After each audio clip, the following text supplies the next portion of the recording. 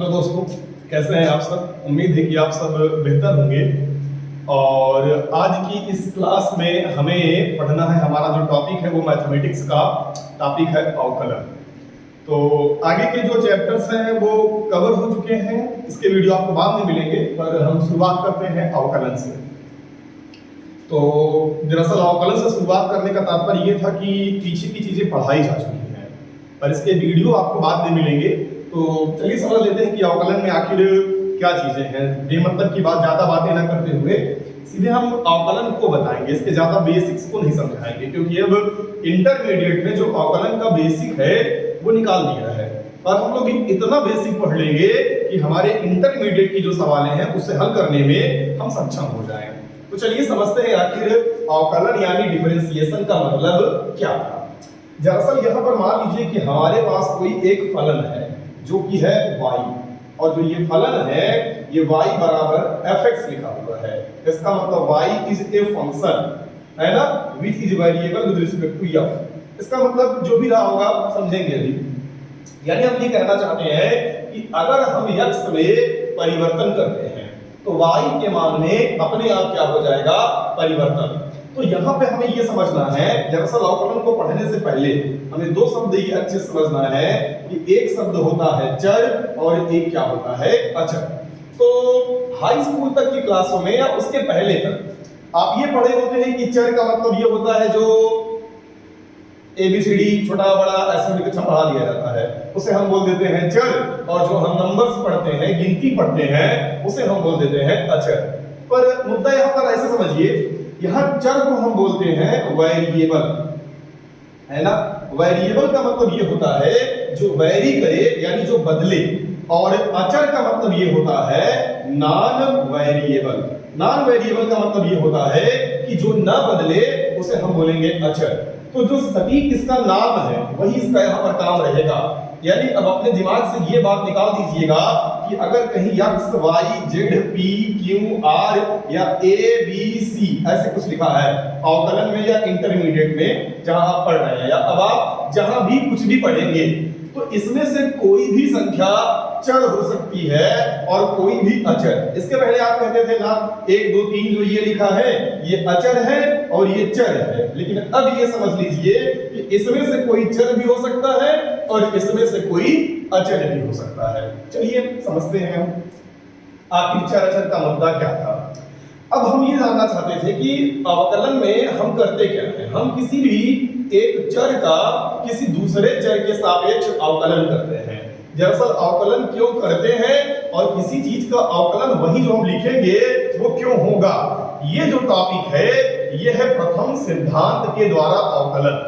और जिस दिन हम अवकलन समाप्त करेंगे उसके बाद हम अगला टॉपिक आपको यही पढ़ाएंगे, प्रथम सिद्धांत के द्वारा किसी भी फलन का अवकलन। तब हम ये जान जाएंगे कि अभी जो हम फार्मूले टाइप की चीजें आपको बताएंगे वो क्यों ऐसा होगा। अब ऐसे समझ लीजिए कि जब हम किसी भी राशि का अवकलन करते हैं तो उसके आगे पहचान के स्वरूप में समझ लीजिए कि हम ऐसे लगा देते हैं d अपान d।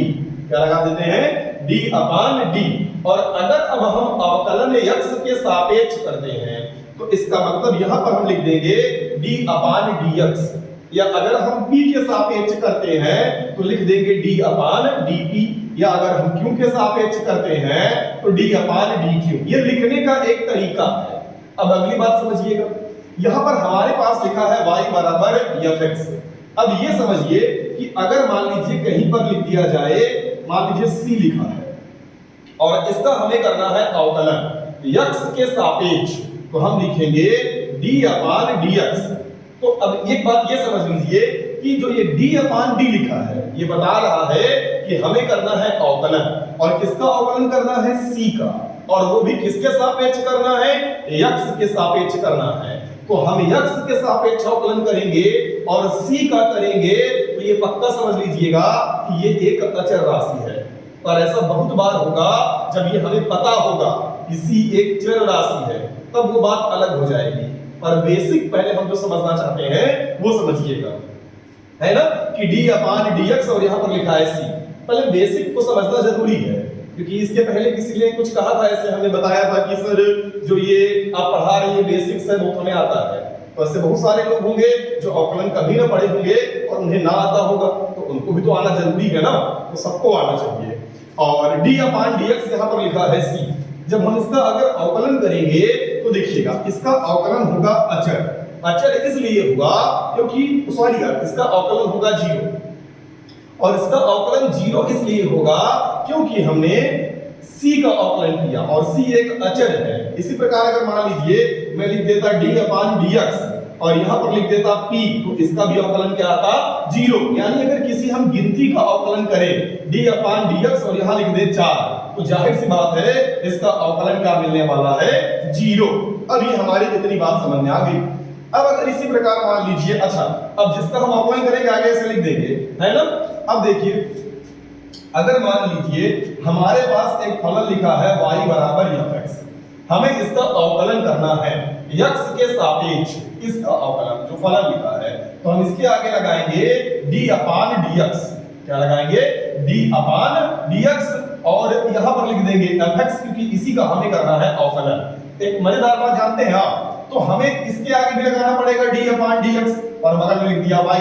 तो अब देखिए जो हम बता रहे थे बात, वही बात यहां पर आई कि अब इसका अवकलन हम कर रहे हैं x के सापेक्ष, तो नियम ये कहता है कि y जो है ये हो गया अचर, पर ऐसा कतई नहीं होगा क्योंकि x बदलेगा तो y अपने आप बदलेगा, क्योंकि x जो है ये फलन है, यानी y जो है ये x का एक फलन है।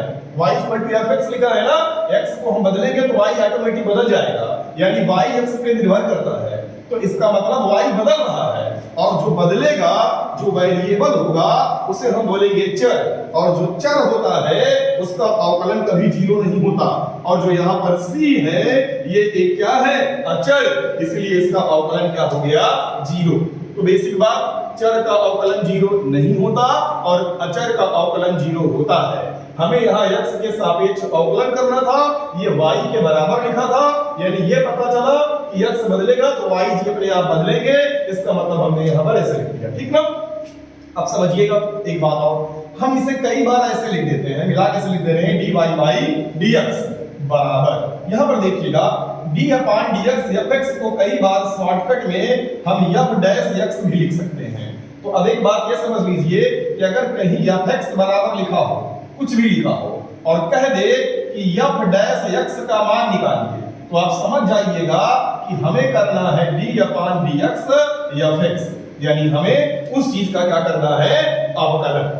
ये पता नहीं कितना अजीब टाइप का लगता है देखने में बच्चों को, दरअसल कोई बात नहीं, हम जानते हैं आपको देखने में अच्छा क्या लगता है। अगर कहीं लिख दिया जाए d अपान dx और x की पावर n और बोले कि इसका आप अवकलन करिए, तो आप इसका अवकलन कैसे करेंगे देखिएगा।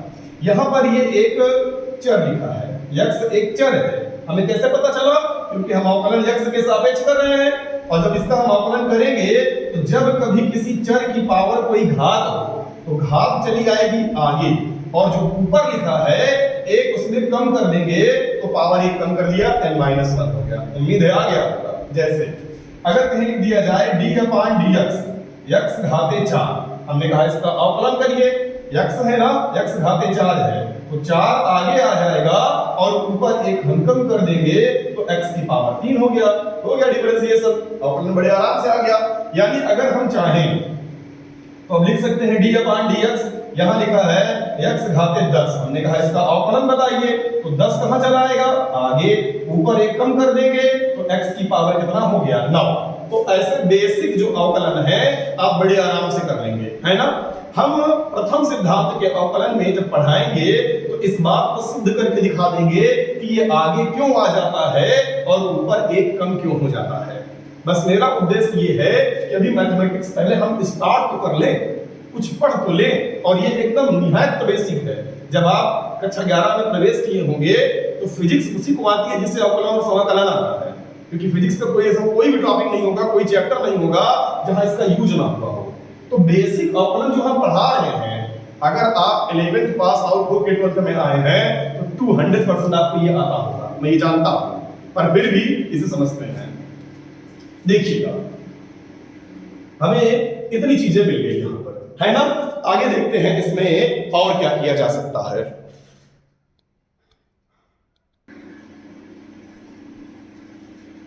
तो x की पावर 10 का अवकलन हो गया 10x की पावर 9। अगर ऐसे ही लिख दिया जाए कहीं पर, मान लीजिए y बराबर 2x स्क्वायर, हमने कहा इसका आप अवकलन करिए x के सापेक्ष। तो अवकलन करना है तो आगे हम पहले लगाएंगे d अपान dx, क्योंकि क्वेश्चन है इसका अवकलन करना है x के सापेक्ष। तो आगे लगा दिया मैंने d अपान dx, यानी ये बन गया dy अपान dx, यानी ये सबूत है, ये पहचान है कि हमें इसका क्या करना है, अवकलन। अब यहां भी आगे हम लगा देंगे d अपान dx और 2x स्क्वायर। अब एक बात बताइएगा आप, जो घात है वो कहां चली जाएगी, आगे। जब ये आगे आएगी तो ये 2 और 2 इसका मल्टीप्लाई कराएंगे, कितना आ गया 4। ऊपर पावर 1 कम कर देंगे, x की पावर 1, और कोई लिखता नहीं है तो इसका अवकलन हो गया 4x। अब इसी प्रकार अगर मान लीजिए कहीं लिखा होता y बराबर 10x पावर 4, हमने कहा इसका अवकलन करिए डायरेक्ट, आगे हम लगा देते d अपान dx, तो ये बन गया dy अपान dx। अब यहां भी हम आगे d अपान dx लगाते तो ये 4 कहां चला आता, आगे, तो ये बन जाता कितना 40, और ऊपर 1 कम कर देते तो x की पावर 3। अब इतना आप डाइड कर सकते हैं। अब इसी प्रकार अगर कहीं लिख दिया जाए y बराबर 2x power 3 plus 4x square plus 3x और प्लस 4, ऐसे एक सवाल बन गई। हमने कहा इसका अवकलन करिए x के सापेक्ष, कोई बात नहीं, हम आगे लगा देंगे d अपान क्या dx, ये पहचान है। अब देखिएगा यहां भी आगे लगा देंगे d अपान dx, और उसके पश्चात कहां लिखा है 2x cube plus 4x square plus 3x plus 4। d अपान dx को अंदर भेज दीजिए तो आप यहां लिखेंगे d अपान dx 2x की पावर 3, d अपान dx 4x स्क्वायर, d अपान dx 3x प्लस d अपान dx 4। अब यहाँ एक बात देखिएगा, ये 3 आगे आएगा तो इसका गुणा कराएंगे 3 दूनी 6, और ऊपर 1 कम हो गया तो x की पावर 2 हो गया। इसी प्रकार जब ये 2 आगे आएगा तो ये कितना हो जाएगा 4 दूनी 8, और ऊपर 1 कम हो गया।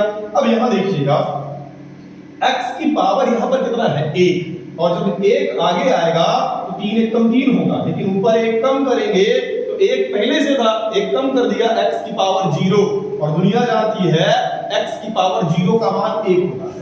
जिसे नहीं पता वो इधर देख ले कि x की पावर जो 0 होता है इसका मान कितना होता है 1। तो x की पावर 0 का मान 1, तो 1 आगे आ गया, ऊपर 1 कम के 0 हो गया, x की पावर 0 का मान 1, 3 1 कम 3 आया। उससे मजेदार बात ये 4 लिखा है, और 4 एक गिनती है, बदलने वाला नहीं, ये अचर है, और इसका अवकलन क्या हो गया 0। तो सीधे हमें मिल गया dy by dx बराबर ये आंसर। हम अपना जी को हटा दीजिएगा बाद में। अब अगर इसी प्रकार कहीं लिख दिया जाए y बराबर 3x square plus 4x plus 5, हमने कहा इसका अवकलन करिए। अब घर से बताइएगा, लिखेंगे dy अपान dx बराबर, अब यहाँ पर आगे हम d अपान dx लगाए होंगे, अंदर भेजेंगे, वो सब लंबा प्रोसेस है। ये मैंने एक सवाल ऐसे इसलिए कर दिया जिससे आपको पता रहे कि आप कभी पेपर में अगर इन चीजों को लिखते हैं तो ऐसे लिखेंगे बढ़िया बिंदास। बाकी अब हम नहीं लिखने वाले हैं, हम सीधे उत्तर लिखेंगे। कैसे, यहाँ d अपान dx होता है, ये आगे चला था तो इसका हम मल्टीप्लाई करते, ये बन जाता 6, और ऊपर 1 कम कर देते तो बन जाता 2, और x घाते 1 है, 1 आगे आता और ये बन जाता 4 1 कम 4, और x का अवकलन कितना होता है 1, x का अवकलन 1, और 5 का अवकलन कितना है अचल है तो हो गया 0। सीधे ये क्या हो गया आंसर। x की पावर 0 का मान 1 कैसे होता है, बहुतों बार बता चुका हूं, एक बार और देख लो।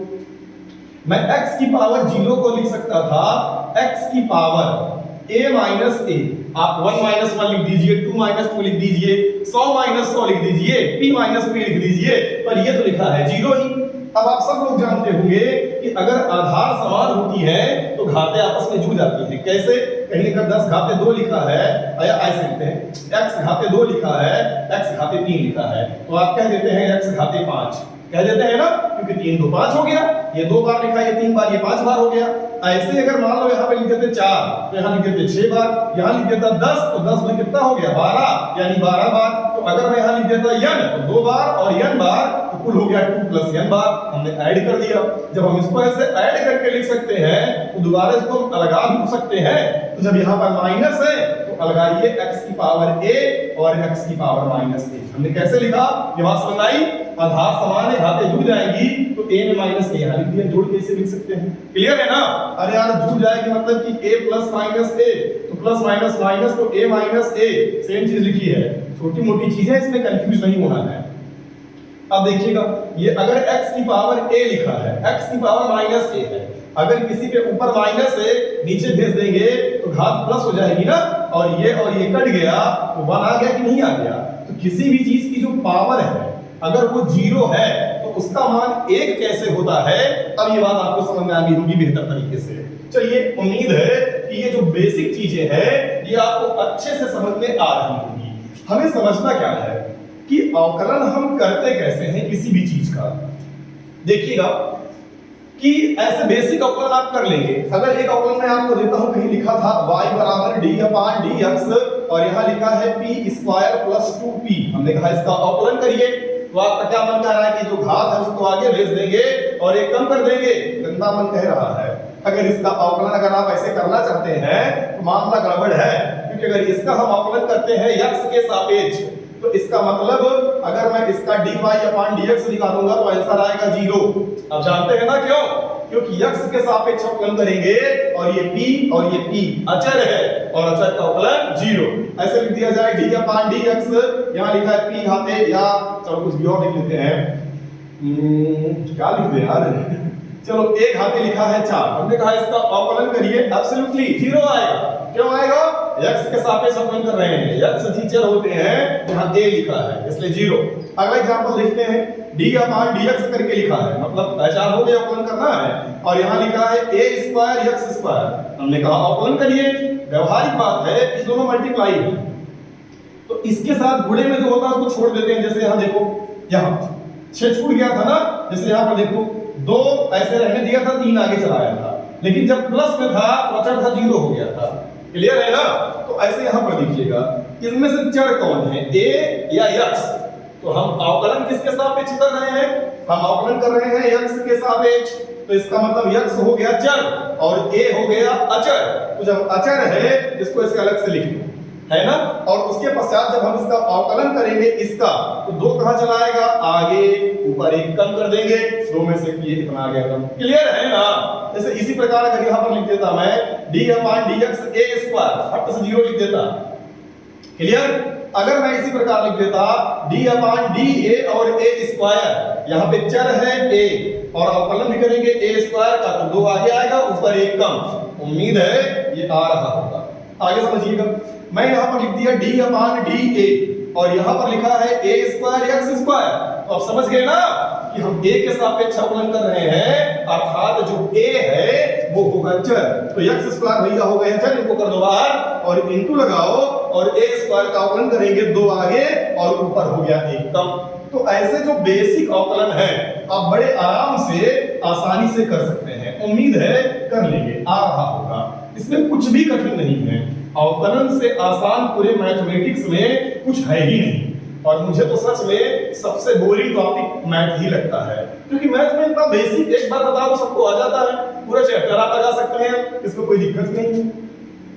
अब देखिएगा, इसी प्रकार अगर मान लीजिए कहीं पर लिख दिया जाए y बराबर √x, हमने कहा इसका अवकलन करिए, कोई दिक्कत नहीं भाई, अब दैट अवकलन कर नहीं पाएंगे, तो y बराबर सबसे पहले x की पावर, अंडर रूट का मतलब पावर 1/2 होता है ना, करड़ी का मतलब पावर 1/2, घनमूल निकालना है पावर 1/3, चतुर्थमूल निकालना है पावर 1/4, है ना। घनमूल की पहचान क्या होती है जानते हैं, करड़ी लगा के हम 3 लिख देता है छोटू सा, अगर चतुर्थमूल निकालना है तो छोटू 4 लिख देगा, वर्गमूल निकालना करड़ी आ गया छोटू 2 लिख देगा। दुनिया वाले बोले इसको 2 ना लिखो, तब भी हम जानते रहेंगे वर्गमूल है, तो कुछ लोग कहेंगे इसी बात से 3 ना लिखो, तो कैसे जानो कौन वाला वर्गमूल कौन वाला घनमूल है। तो घनमूल चतुर्थमूल में यहाँ लिखना जरूरी है, पर वर्गमूल में लिखे या ना लिखे हम जानते रहेंगे वर्गमूल है। तो इसमें हम पावर लगाते हैं 1/2, यहाँ पावर 1/3, यहाँ पावर 1/4, अब जो भी होगा पावर में लगा देंगे। मामला क्लियर? आइए देखते हैं, अवकलन करेंगे तो dy अपन क्या करेंगे, dx। अब आगे देखिएगा, इसका अवकलन करेंगे तो घात कहां चली जाती है, आगे, ऊपर 1 कम कर देंगे, तो 1/2 में 1 निकालिए, आधे में से 1 गया, आधा माइनस में, पर ना हीरो नहीं बनता, सीधे आप घटाइए अगर नहीं आता तो, यानी 1/2 में -1 कर लीजिए, रिस्क ना लीजिए, आराम से करिए। फिर क्या करेंगे, 1/2 x की पावर, 1/2 में से 1 गया तो शायद -1/2 आएगा, इतना तो आता है वो। और अभी अभी आपने पढ़ा था, आपने बताया था कि जब ऊपर -a माइनस में है पावर, नीचे भेज देंगे तो जो पावर माइनस में है वो हो गई प्लस में, क्या कहते हैं, हो जाएगा। आगे देखिएगा 1/2 ये आ रहा है, पक्का आ रहा होगा। अगर यहाँ x की पावर 1/2 है तो हम क्या करते हैं, x की पावर 1/2 है, जो मर्जी कर देते हैं, ऐसा नहीं है। x की पावर 1/2 है और किसी की पावर 1/2 करड़ी को बताता है, वर्गमूल को बताता है, यानी हम लिख सकते हैं अंडर रूट में x। तो ये क्या था, हमें एक बात पता चली कि x का अगर हम अवकलन करते हैं अंडर रूट में x का तो मिलता है 1/2 रूट x। ये इतने बेसिक अवकलन है कि अब किसी सवाल में आपको मिल गया, लिखा है अवकलन करना, रूट x दिख गया और आप जुड़ गए पेन कलम लेके कि करड़ी का मतलब पावर 1/2, हाथ आगे लाएंगे, एक कम करेंगे, उसके बाद अरे हद है यार, अब कितना बुद्धिमान तो आप हैं कि आप क्या करेंगे, सीधे देखेंगे अंडर रूट x का अवकलन 1/2 रूट x, लिख के आगे बढ़ जाइए। कुछ चीजें ऐसी हैं जो दिमाग में एक बार बैठ जानी चाहिए, जैसे x घात 100 का अवकलन तो पता है 100 भैया पढ़ के आगे लाएंगे, ऊपर एक कम करेंगे 99 हो गया, 100 आगे आ गया। लेकिन अगर कोई कह दे x का अवकलन तो 1, वहां बुद्धि नहीं लगाना, बस x दिखा मतलब 1, अंडर रूट x दिखा मतलब 1/2 रूट x, सोचना भी नहीं है, बस लिख देना है ना।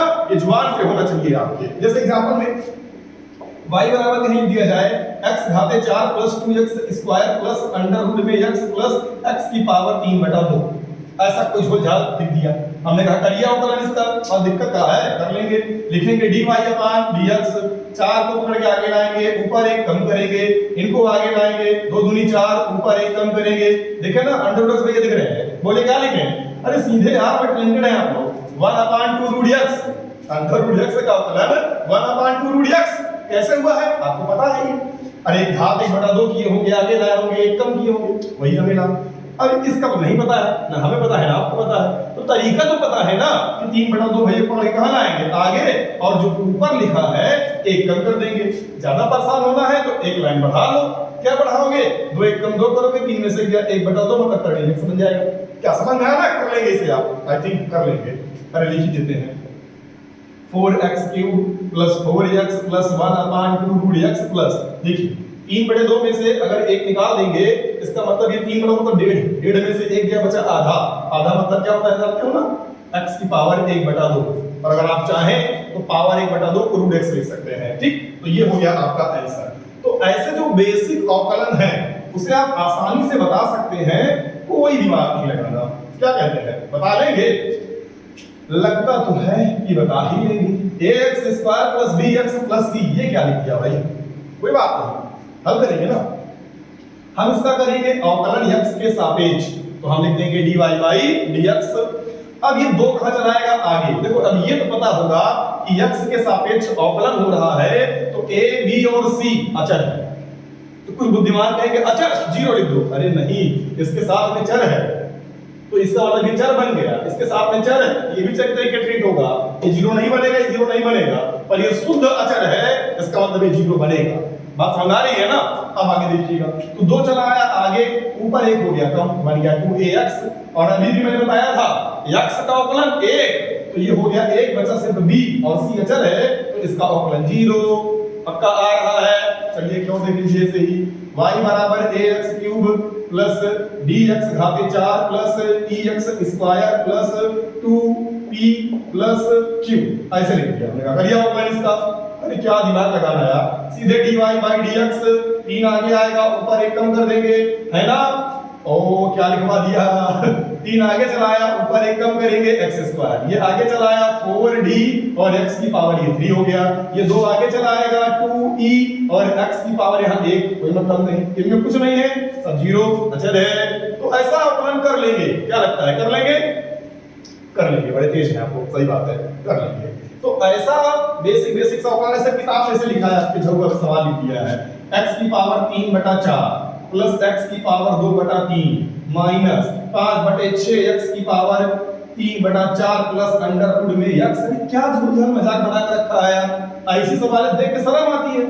हल कर लेंगे कि नहीं है, कुछ भी लिख दे यार, अवकलन करना है dy बाई dx बराबर 3/4 कहां चला आएगा, आगे, इसको हम आगे ले चले आएंगे, ऊपर 1 कम कर देंगे। हाँ यार हीरोपंथी मत करना, आराम से हल करना। तो अब यहाँ लिखोगे 3/4, 1 कम कर देंगे -1, यहाँ पर 2 भाई साहब को रहने दो और 2/3 चलाया आगे और ऊपर यहाँ भी 1 कम कर देंगे। -5/6 पहले से था, अभी 3/4 आगे चला आया और यहाँ पर भी ऊपर 1 कम कर देंगे और √x का अवकलन 1/2√x। हमें याद है, जो पता है उसको आराम से कर देंगे, जो नहीं पता नियम कानून पता है लगा देंगे। अब इसे आप सॉल्व कर लेंगे, आपको आंसर मिल जाएगा। उम्मीद है आपको घटाना आता होगा। 4 × 4 = 3 का -1/4 आता है, आता ही होगा। चलिए, तो ऐसा अवकलन आप कर लेंगे। अब अवकलन में कुछ बेसिक से फार्मूले हैं, है ना। हमको लगा पहले एक इंट्रो इसका अच्छे से हो जाएगा तो ठीक रहेगा। ऐसे पूछ रहे बताओ, d अपान अगर dx करके यहां लिख दिया जाए, मान लो क्या लिख दिया जाए, x घाते 4, इसका अवकलन 4 आ गया। अरे ये लिखा तो है, बिल्कुल नहीं, इसका 0 होगा। ये आ गया 4x घाते 3। अब बताओ अच्छा, मान लो लिखा था p, समझ गया ना, 0 यहां लिख दे, क्यों 0, r 0, यस 0, x तब 0 नहीं होगा क्योंकि हम x के सापेक्ष कर रहे हैं। ये कुछ बेसिक बात थी जो आपको पता होनी चाहिए थी। तो ऐसे अवकलन आप आसानी से कर लेंगे।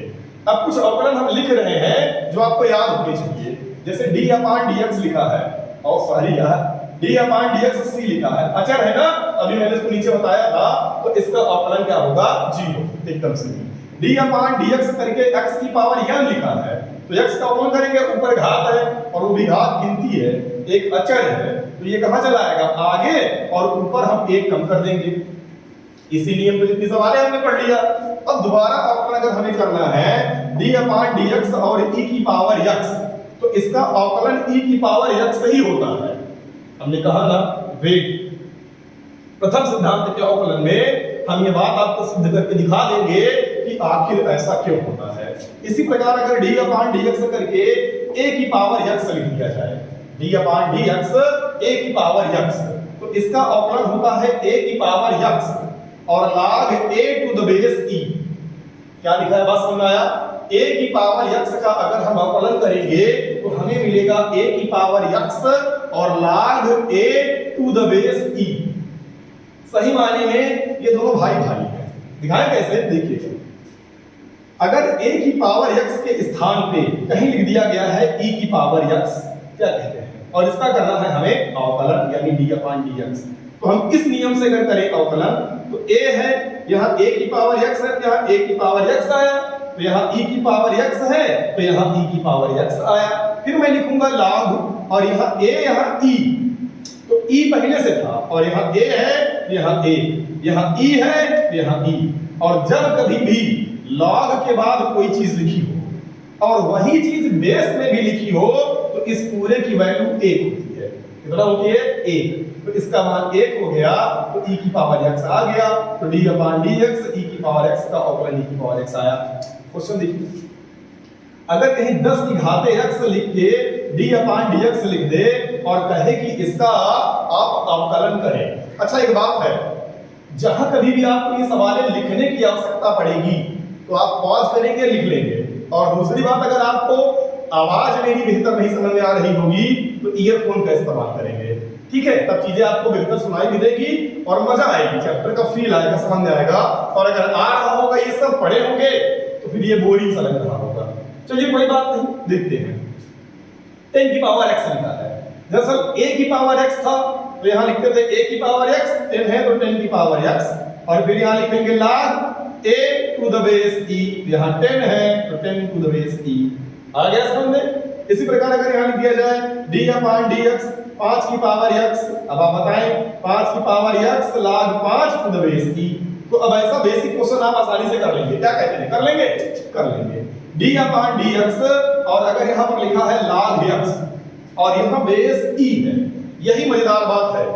सामान्यतः अवकलन में ये वाला झमेला करते हैं सब और यही कर देते हैं गलती, इसलिए अच्छा समझिएगा इसे। मैंने कहा d/dx log x to the base e लिखा है और हमें इसका करना है अवकलन, तो इसका जो अवकलन होगा वो होगा 1/x।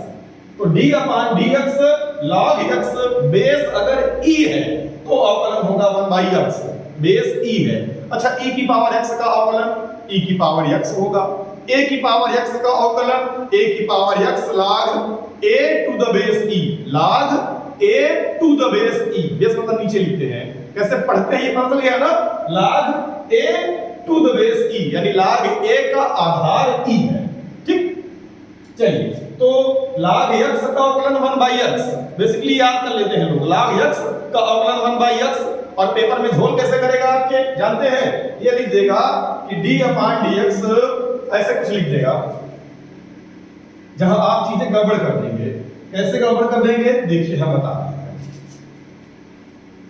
जहां पर अक्सर गलतियां हो जाती हैं। आपसे लिख देगा यहां पर log और मान लो लिख देता है x to the base a, अब हो गया ना लफड़ा। और अगर इसका अवकलन आपने लिखा 1 by x भी बोनस में नंबर मिलेगा, अर्थात सवाल होने वाली है आपकी गलत। तो अब आइए देखते हैं d/dx log x to the base a का अवकलन क्या होगा, ये एक सवाल है। तो इसके लिए थोड़ा आपको लघुगणक यानी log आना चाहिए, और हम पूर्णतः दावे से कह सकते हैं कि आपको आता होगा, पर हमें पता है कि नहीं आता। आइए देखते हैं, log x to the base a लिखा है, इसे हम लिख क्या सकते हैं, जरूरी मुद्दा ये है। अगर इसे आप लिखना जान गए ना तो सवाल बड़े आराम से हल करेंगे। और इसमें एक बात और होती है, अगर ऑब्जेक्टिव पेपर होता है, जो कि ये ऑब्जेक्टिव में नहीं आने वाला उतना बेसिक, लेकिन तब वह ऑप्शन के हिसाब से काम चला सकते हैं। नहीं, हम बता रहे हैं इसमें और क्या क्या किया जा सकता है। देखिए यहां लिखा है log x to the base a, ऐसे लिखा है। ठीक, अगर मान लो कहीं पर लिख दिया जाए ऐसे log x to the base e, मैंने इसे लिख दिया है log x to the base e, तो मैं इसे लिख क्या सकता हूं, ये log की प्रॉपर्टी है। अब से समझना, ये कुछ ज्यादा पक्का नहीं आता लोगों को। log x to the base e लिखा है, मैं इसे लिख सकता था log x to the base a। क्या लिखा, log x to the base a। जीवन में ऐसा नहीं हो सकता कि e और a के मान आपस में बराबर रहे। इसका मतलब ये तभी होगा जब e बराबर हो जाए, और सीधा दिख रहा है कि a को हमने अपने से माना है, ये एक अलग राशि है। तो इसे हम क्या लिखेंगे, अपान लगाएंगे और यहां लिखेंगे फिर से log और यहां e to the base a। तो एक प्रॉपर्टी पल्ले पड़ी कि जब कभी भी log x to the base e लिखा है तो मैं इन्हीं से लिखा log, उसके बाद जो ऊपर वाला है x, यानी जो यहां ऊपर है उसको ऊपर लिख देंगे, जो यहां नीचे है उसे बटे में नीचे लिख देंगे, और दोनों का बेस हमने a लगा दिया। कुछ लोग को a से नफरत होगी तो b लिख देना भाई, b से भी नफरत है तो c लिख देना, इससे भी नफरत है तो ईटा पाथर लिख देना, कोई दिक्कत नहीं है। बस जो भी लिखना बेस सेम लिखना दोनों में। जैसे मान लीजिए कहीं लिखा है log, जो मन कह लिखवा दो यार, चलो यहां p लिख दिया, बेस मैंने क्यों लिख दिया, मर्जी के मालिक। इसके बराबर अगर ऐसा कुछ लिखना चाहे आप तो क्या लिख सकते हैं, देखिएगा इसे आप लिख सकते हैं log, ऊपर वाला ऊपर, नीचे वाला जो बेस है उसको कहां लिखेंगे, नीचे। पर ध्यान देना बेस कैसे लिखे ना, अब इन दोनों का बेस कुछ भी लिख दो जो आपका मन आए मान लो, पर यार मन ऐसे ना मान लेना कि जो मर्जी मारे पड़े हुए हो, कुछ ऐसा मानना जो अच्छा लगे। तो चलो हम मान लेते हैं c, यहां भी बेस c और यहां भी बेस c। तो ये एक प्रॉपर्टी है जिसे हम ऐसे राइट डाउन कर सकते हैं, क्लियर। और ये जो c है ये हमारे द्वारा माना हुआ कोई एक अचल है। ठीक, अब देखिएगा हम आते हैं टॉपिक पे अपने, हमें करना है अवकलन। तो देखो log x to the base a को अगर हम लिखना चाहें तो क्या लिख सकते हैं, ये इधर भाग में है, इधर भेज दें तो बुढ़े में हो जाएगा, भेजो भाई साहब इधर। तो पहले आएगा log e to the base a, और बुढ़े यहां पहले से ही लिखा है log x to the base e, बीच में बराबर है, और यहां लिखा है log x to the base a। तो ये मैंने कैसे लिखा समझ में आया ना, इसके बराबर मैंने लिखा, इसको उधर भेज दिया, तो ये हो गया।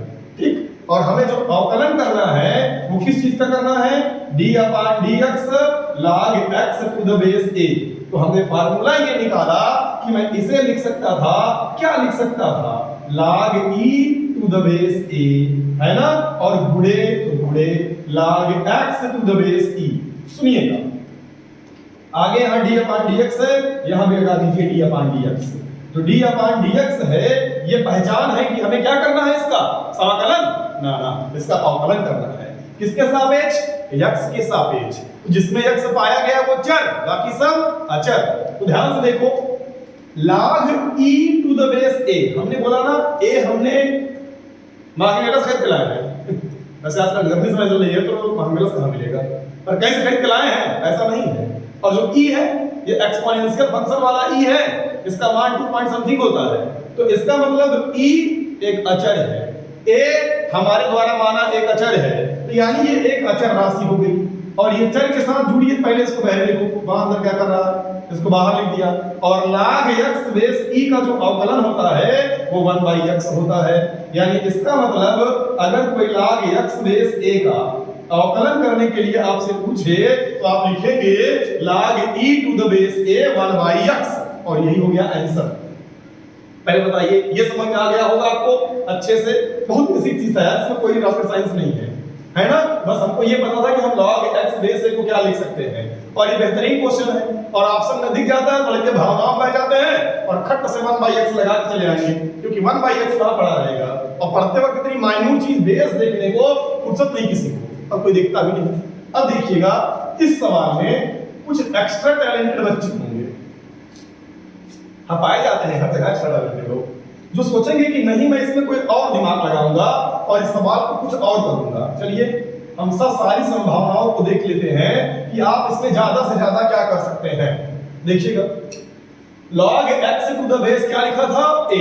कुछ लोग जो यहाँ पे ये बुद्धि लगाए हैं वो सारी बुद्धि यही लगा देंगे। कैसे? देखिएगा, वो कहेंगे सर जब यहाँ अचर आप मानते हैं अपनी मर्जी से ही, तो हम क्यों ना e ही मान लें, क्योंकि e एक अचर है और बात में दम है, तो हम ये लिख सकते हैं इसके स्थान पे ही d/dx भैया पहचान है। किस चीज की पहचान है? log साहब। अब हम लिखेंगे यहाँ पर log, और आपने अभी बताया था ये नियम कि इधर वाला ऊपर इधर वाला नीचे, तो हमने log x ऊपर लिखा और log a कहाँ लिखा, नीचे। एकदम सही है। और अब ज्यादा दिमागदार लोग क्या करेंगे, कहेंगे बेस हमने e लगाया और बेस हमने e लगाया, क्योंकि दोनों में सेम बेस e है और e अचर है। हमने कहा हम कुछ भी मान सकते हैं, और e हमने वही वाला माना है, एक्सपोनेंशियल वाला। अब देखिएगा मजेदार बात, जब इसका हम अवकलन करेंगे तो जो ये 1 देखो log x और बटे में जो ये दिख रहा है ये अचर है भाई, और जो अचर लोग होते हैं ये तो अवकलन में छूट जाते हैं, ये छूट गया। अकेले होता तो 0 बन जाता, लेकिन इनके साथ में है तो बचा है। और log x का अवकलन क्या होता है, 1/x, 1 और बटे x। तो उत्तर क्या मिलेगा, देखा उत्तर यहां पर हमें मिल गया d/dx log x base a का अगर हम अवकलन करेंगे तो 1/x log a to the base e।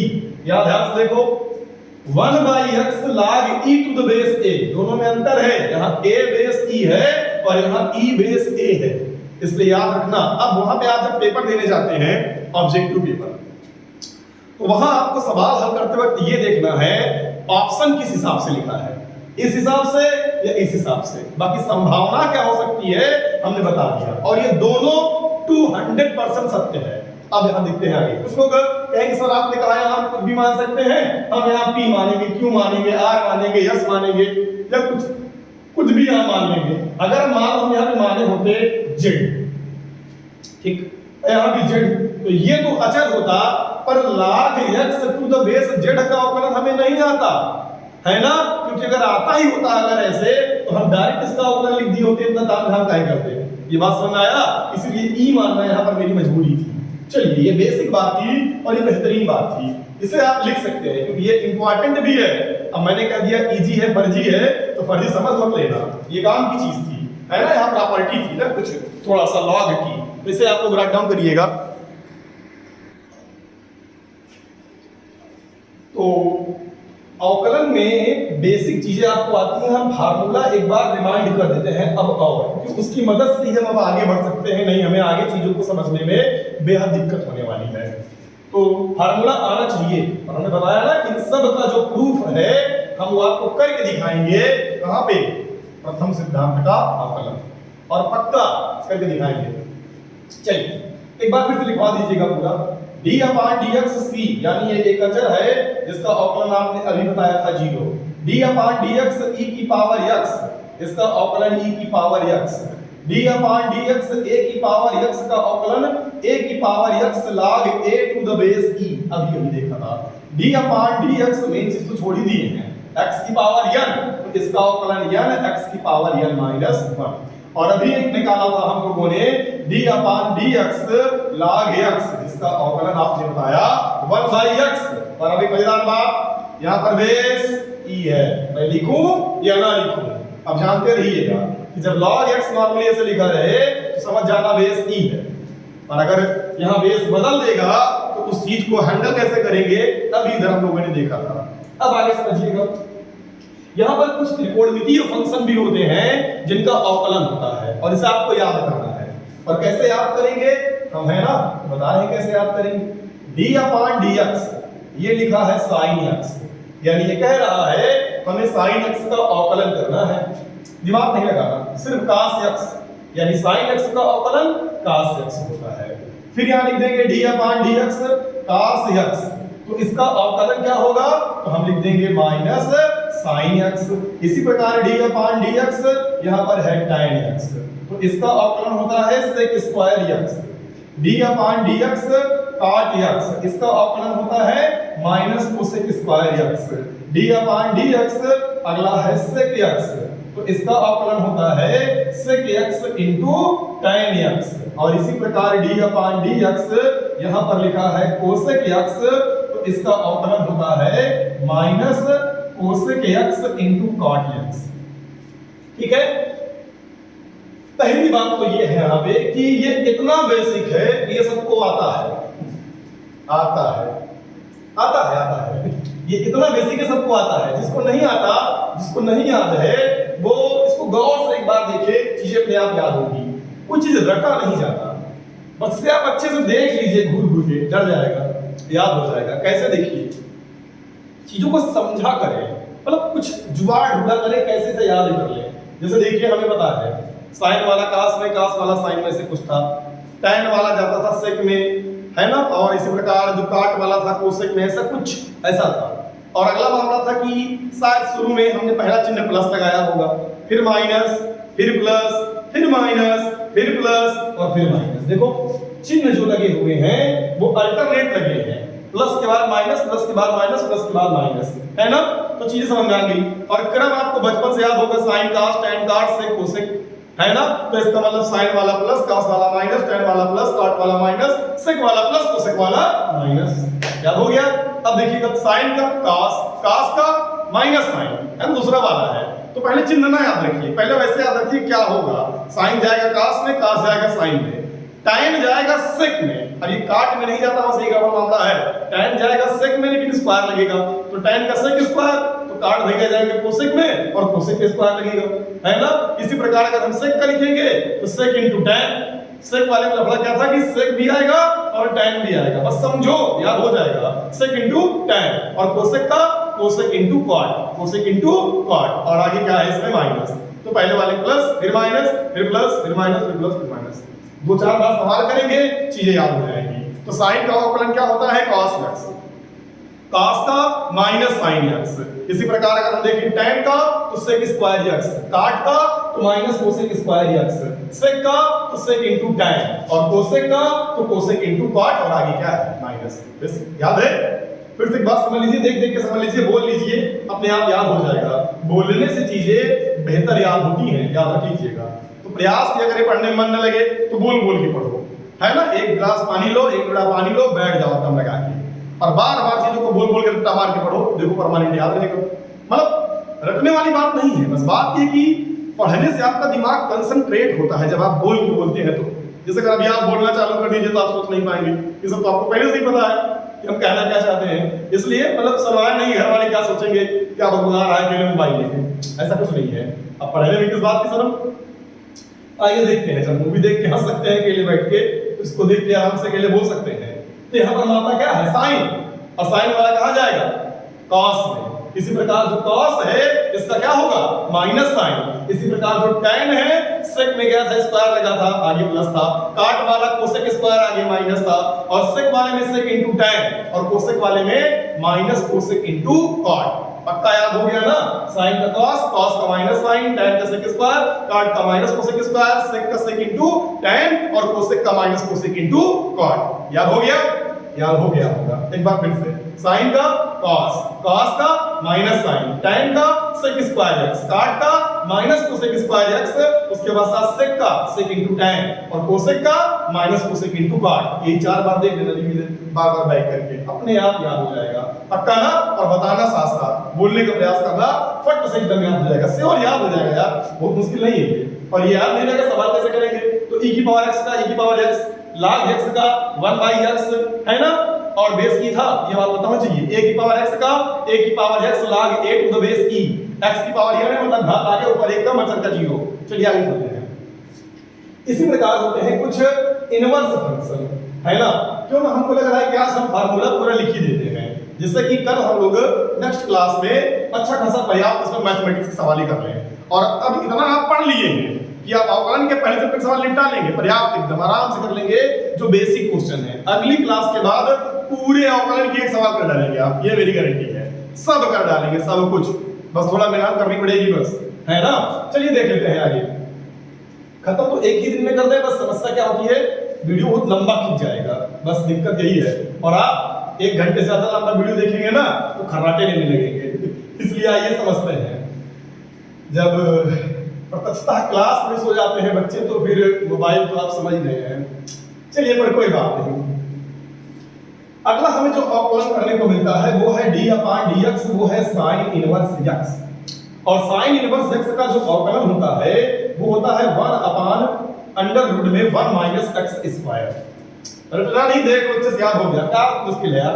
sin inverse x ये इनवर्स फंक्शन का अवकलन है, ये ट्रिग्नोमेट्रिक फंक्शन का अवकलन है। इसका अवकलन करेंगे sin इनवर्स x का 1/√1 - x स्क्वायर। चलिए आगे, अब समझ रहे होंगे sin आया है तो इनके रिश्तेदार cos भी आएंगे। तो ओ सॉरी, यहां से बराबर कहां चला रहा है, cos इनवर्स x, तो माइनस आगे लगा दीजिए फुर्सत और होता है सेम। इसी प्रकार अगर हम देखें d/dx तो लिखा है tan इनवर्स x, ये तो महासरला है 1/1 + x स्क्वायर। इसी प्रकार लिख दिया जाए d/dx cot इनवर्स x तो 1/1 + x स्क्वायर, आगे क्या लगा देंगे माइनस। अब अगला क्या मिलेगा समझ ही रहे होंगे, काट के बाद मिलता है sec इनवर्स x तो 1/, और यहां रहता है x करड़ी में x स्क्वायर -1।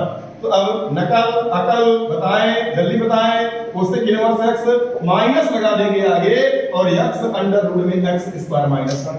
अब यहाँ 3 फार्मूले हैं बेसिक, दिमाग लगाना नहीं है। अच्छा हाँ, अगर आपने अवकलन समझ लिया तो समाकलन में आपका मजा है, और समाकलन समझ लिया समाकलन का प्रयोग आ जाएगा और फिर आपको अवकल समीकरण आ जाएगा। मतलब सोचिए 35-40 नंबर सिर्फ आपको डिफरेंशिएशन, इंटीग्रेशन और इनका जो यूज है उससे मिल जाएगा, है ना। तो और डिफरेंशियल इक्वेशन से। तो बेसिक बात यही है कि इतना आसान टॉपिक सोचो, अगर आपको मैथमेटिक्स में लगभग आधा नंबर देता है, यानी पूरा पेपर 2 इसी से कवर हो जाता है, तो है ना आसान चीज है ये, आसान है अगर आप इसे अच्छे समझे रहे बेसिक, और आ रहा है फिर भी समझे सवाल लगाएं।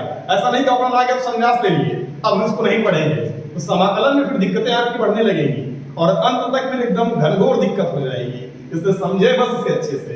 हाँ, तो साइन वाले में क्या था बच्चा, 1/करड़ी में 1 - x स्क्वायर, और जब cos इनवर्स करेंगे तो आगे लगा देंगे माइनस। तो एक बार पहले याद करिए बेसिक क्या था, 1/करड़ी में 1 - x स्क्वायर था, कुछ ऐसा था 1/करड़ी में 1 - x स्क्वायर। और एक बात थी 1/1 + x स्क्वायर, किसका था भाड़ में जाए, मैंने लिखा क्या था ये समझो, 1/करड़ी में 1 - x स्क्वायर और 1/1 + x स्क्वायर और 1/x और करड़ी में x स्क्वायर -1, ठीक है ना। अब एक बार सब में आगे प्लस है, दोबारा माइनस, ये कंप्लीट हो गया।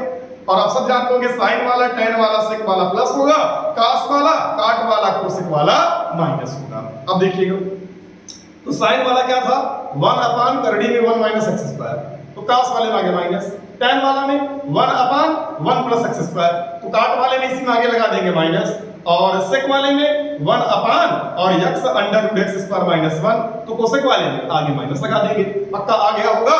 तो बताइए साइन का अवकलन cos का माइनस sin tan का sec स्क्वायर x, cot का minus cosec square x, sec का sec * tan और cosec का cosec * cot।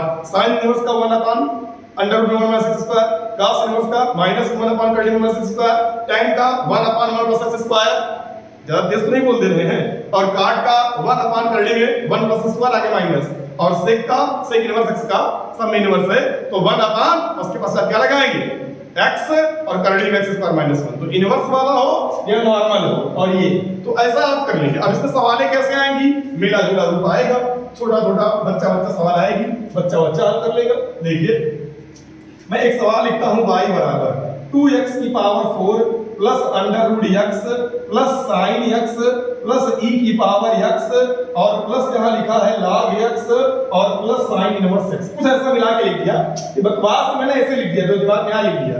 इसका अवकलन करेंगे dy अपॉन dx। अभी मैं छोटी सवालें लिख रहा हूं, अभी मानने वाली सवालें, बाकी बड़ी सवालें आएंगी और वो इससे भी आसान है, लेकिन अगर ये आ गया तो वो अपने आप आ जाएगा। देखिएगा 4 आगे आएगा तो 1 आगे आ गया, 4 दूनी 8, ऊपर 1 कम कर दिया, वेरी गुड। करड़ी में x का अवकलन याद होगा 1/2 रूट x, नहीं याद है तरीका मालूम है, करड़ी मतलब 1/2 आगे कम वो सब था। साइन x का अवकलन भंग से अभी बताया था, e की पावर x का e की पावर x, log x का log x ना 1/x और साइन इनवर्स x का cos इनवर्स x। अरे नहीं भाई, इसमें कोई झमेला नहीं है, इसमें लिखेंगे 1/√1 में 1 - x स्क्वायर, जो कि भी बोर्ड पे लिखा है। तो उम्मीद है जो ये बेसिक चीज है इसे आप आराम से समझ लेंगे और चीजों को हल भी कर लेंगे, है ना। इसका आप आराम से एक स्क्रीनशॉट लेंगे या चीजों को आराम से लिखेंगे, है ना। लिखिए।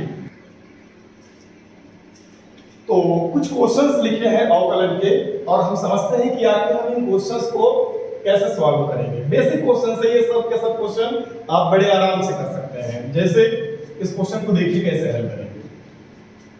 कह रहा है इसका x के सापेक्ष अवकलन करना है। सही मायने में बोर्ड पे जो कुछ भी क्वेश्चन लिखा है इन सब का हमें x के सापेक्ष अवकलन करना है। तो x वाला आइटम चर होगा, बाकी सब अचर होने वाला है, और x के बदलने से y वाला बदलेगा, इसलिए वो वाला भी चर होगा। देखिए कैसे हल करेंगे। मैं इसे लिख सकता था y बराबर 3, ऐसे रहने दो। त्रिकोणमिति में इतना बेसिक आपने पढ़ा होगा कि साइन का जो उल्टा होता है वो कोसेक होता है। जब हम साइन को ऊपर भेजेंगे तो ये कोसेक बन जाएगा। तो ये हो गया कोसेक x + 5। अवकलन करना है dy by dx बराबर dy by dx।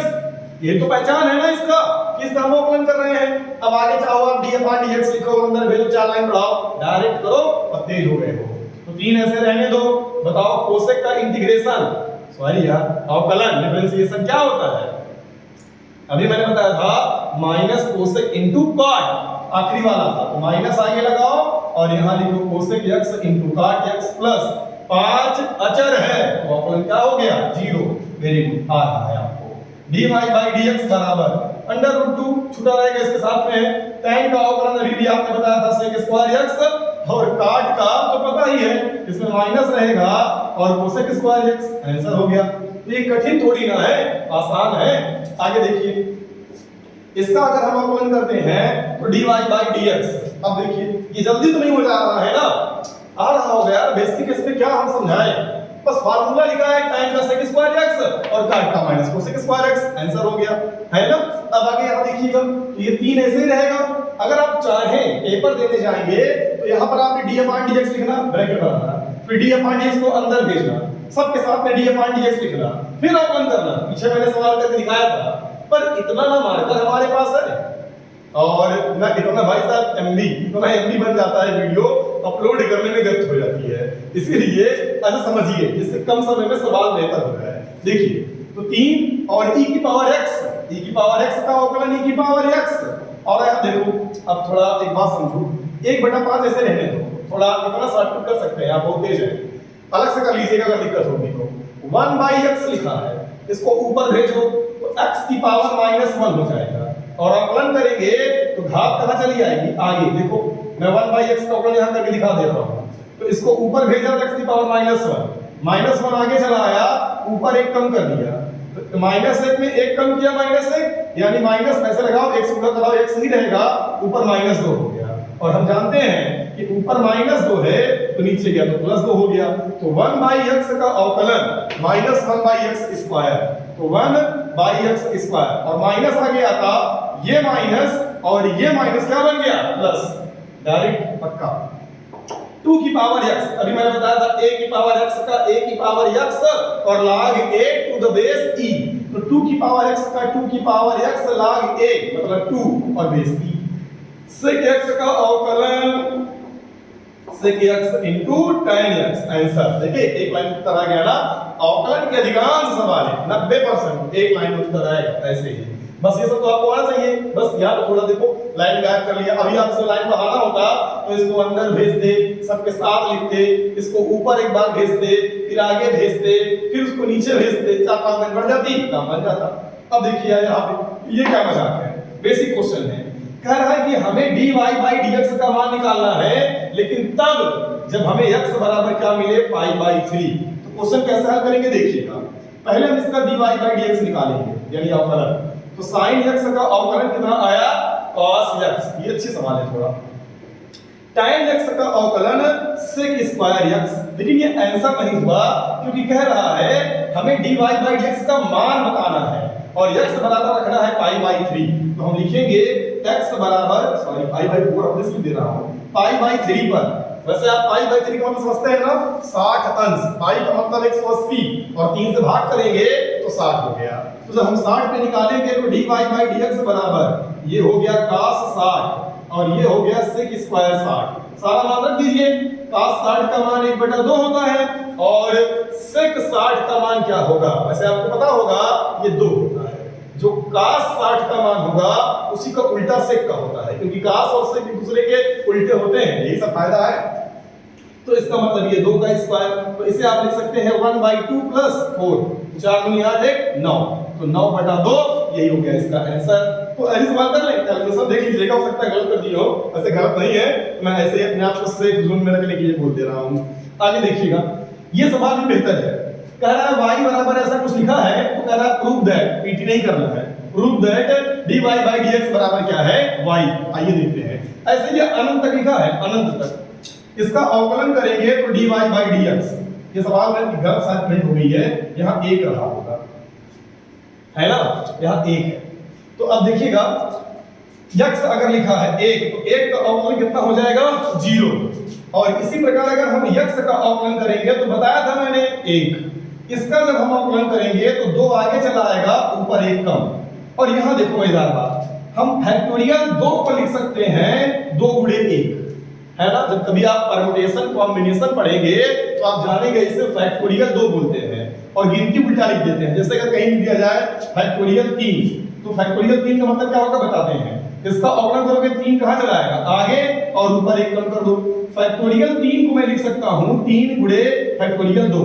देखो कैसे, फैक्टोरियल 2 लिखा है मतलब 2 गुणे 1, फैक्टोरियल 3 लिखा है 3 गुणे 2 गुणे 1, फैक्टोरियल 4 लिखा है तो 4 गुणे 3 गुणे 2 गुणे 1, फैक्टोरियल 5 लिखा है तो 5 गुणे 4 गुणे 3 गुणे 2 गुणे 1, यानी फैक्टोरियल 100 लिखा है तो ब्रैकेट लगाओ, 100 से लेकर 1 तक लिख डालो, ये हो गया फैक्टोरियल। लेकिन बीच में अगर मेरा मन कहे तो देखो, इस पे अगर मैं रोक दूं, ये फैक्टोरियल 3 लिखा है क्यों, 3 2 1 फैक्टोरियल 3 है, मैं यहां पे रोक देता तो ये फैक्टोरियल 4 है। तो जैसा अगर कहीं लिख दिया जाए फैक्टोरियल 100, तो मैं इसे लिख सकता हूं 100, आगे पूरा लिखना है 1 तक, लेकिन नहीं जाने के मन है मैं लिख दिया फैक्टोरियल 99। इसका मतलब अगर इसको फिर आगे लिखोगे 99 गुणे 98 97, क्लियर हो गया। तो औसतम सर हम रोक सकते हैं। अब आगे यहां देखिए, यहां आगे x घाते 4 रहा होगा तो 4 आगे चला आया होगा और ऊपर 1 कम हो गया होगा। ऐसे नीचे यहां फैक्टोरियल 4 रहा होगा, यहां x घाते 4 रहा, फैक्टोरियल 4 रहा होगा, घाते 5 और 5 6 अनंत तक हुआ है, तो उसको मैं लिख दिया 4 गुणे फैक्टोरियल 3, ऐसे 100 अनंत तक। ध्यान से देखो 2 2 उड़ गया, 3 3 उड़ गया, 4 4 उड़ गया, नहीं आया, उड़ गए। देखो इधर आगे लिखेंगे dy by dx बराबर, यहां से आया 1, 0 पे नहीं लिखता, यहां से आया x अपान 1, 1 को फैक्टोरियल भी लिख सकते हैं, यहां से आया x स्क्वायर अपान फैक्टोरियल 2, यहां से आया x क्यूब अपान फैक्टोरियल 3 डॉट डॉट डॉट। ध्यान से देखो, ये जो लिखा है ये वही लिखा है, जो y बराबर सवाल में दिया है वही तो यहां पर ये लिखा है। इसका मतलब जो dy by dx है बराबर ये y के बराबर आया, यानी अगर हम इसका अवकलन करेंगे तो हमें y मिल गया। तो ऐसे जो बेसिक क्वेश्चन है वो आप आसानी से कर लेंगे। और उससे मजेदार बात क्या है कि ऐसे क्वेश्चन अब आपके 12th में नहीं है, पर अगर ऐसे क्वेश्चन अगर आपको नहीं आते हैं तो जो 12th में है वो आपको नहीं आएगा, ठीक है ना। तो ये आसान है।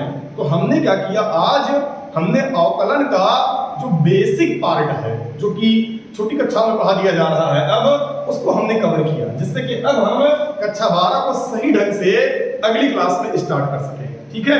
और अगर आपको ये आता रहा होगा तो कोई बात नहीं, घर आप बैठे हैं, कम से कम अपने 24 घंटे का 1 घंटा टाइम तो दे ही सकते हैं, खाली टाइम पर बात कर रहे हैं तो। और ये बेसिक चीजें हैं, इनका आना भी जरूरी है आपको। तो चलिए किताब उठाइएगा, आप आपके पास जो भी बुक होगी उससे कुछ सवाल लगाइएगा, अटेंड करिएगा। चीजें नहीं आएंगी तो नेक्स्ट क्लास में आप परेशान मत रहिएगा, मैं हर एक वो संभव सवाल करा दूंगा जो आपको नहीं आने वाली है, ठीक है ना। और किसी भी राइटर की कहीं की भी कोई क्वेश्चन होगा, मैं प्रयास करूंगा कुछ भी न छूटे, सब हो जाए। बस आप बेहतर तरीके से इसे समझिएगा, जो ना आएगा दोबारा आप बैक करके देखिएगा, समझिएगा, कोई दिक्कत नहीं होगी। चलिए फिर ठीक है, उम्मीद करते हैं कि ये सवाल को आ रहा होगा और जल्द ही आपको भौतिकी की भी क्लास मिलेगी। देखते हैं कब से भौतिकी मिलता है आपको। वैसे भौतिकी में अगर आपको स्टार्ट किया जाएगा तो पेपर 2 आप पढ़ेंगे। चलिए ठीक है, इतना पर्याप्त है आज के लिए। मिलते हैं आपको नेक्स्ट क्लास में, नेक्स्ट वीडियो में। तब तक के लिए बेस्ट ऑफ लक, मिलते हैं। घर पे रहें, बिंदास रहें।